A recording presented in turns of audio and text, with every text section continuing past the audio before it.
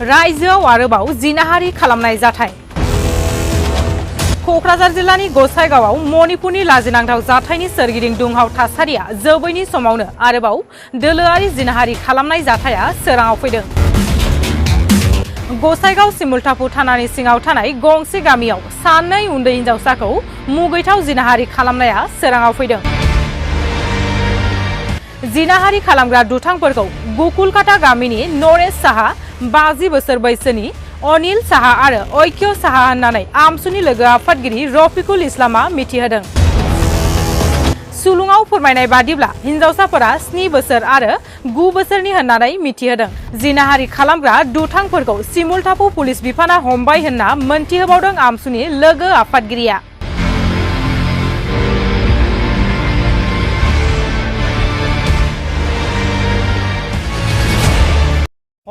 आसलते कोৱাৰ কাৰণে ভাষাই নাই, ভাষাই হেৰুৱাই পেলাইছোঁ। আজি আমাৰ এই শিমুলটাপুৰ আৰক্ষী চকীৰ অন্তৰ্গত গাঁও এখনত দুজনীকৈ 8 বছৰীয়া ছোৱালীক 3জনকৈ 60ৰ ঊৰ্ধ্বৰ নৰপিশাখে ইহঁতক মানে ধৰ্ষণ কৰিছে।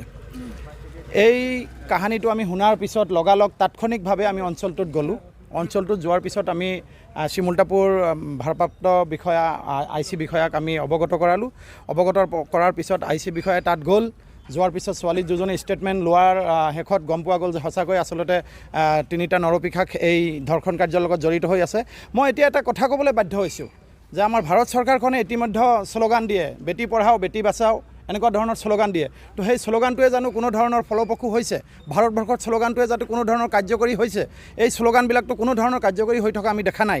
আৰু ইতিমধ্যে আপোনালোকে দেখিছে এই ধৰ্ষণ কাণ্ডৰ লগত জড়িত বা ধৰ্ষণ কৰা ইমান এটা ডাঙৰ ঘটনা মণিপুৰত ঘটি আছে। 2জনকৈ মহিলাক উলংঘ কৰি গোটেই মানে মণিপুৰত হাজাৰ হাজাৰ ৰাইজৰ সন্মুখত সিহঁতক উলংঘ কৰা, সিহঁতক ঘূৰাই ফুৰা আমি পৰিলক্ষিত কৰিছোঁ। আপোনালোকে হয়তো অৱগত দেখিছে। গতিকে তেনেকুৱা ধৰণৰ কাৰ্যই যাতে আমাৰ এই অসমতো গা কৰি উঠিব নোৱাৰে, তাৰ বাবে আমি আপোনালোকৰ জৰিয়তে সদৌ অসম সংখ্যালঘু ছাত্ৰ ইউনিয়নৰ ফালৰ পৰা আমি তীব্ৰভাৱে প্ৰশাসনৰ ওচৰত দাবী জনাইছোঁ যে সিহঁতক কঠোৰৰ পৰা কঠোৰ শাস্তি বিহিব লাগে।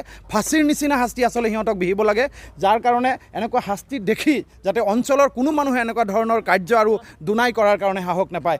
এইটোৱে আমি এই প্ৰশাসনৰ ওচৰত তীব্ৰভাৱে দাবী জনাইছোঁ। আৰু এই দোষী যাতে কোনো পধ্যেই ইয়াৰ পৰা হাৰি যাব নোৱাৰে, এইটোৱে আমাৰ সিদ্ধান্ত আৰু আমি এইটো তীব্ৰ দাবী জনাইছোঁ আপোনালোকৰ জৰিয়তে। ধন্যবাদ।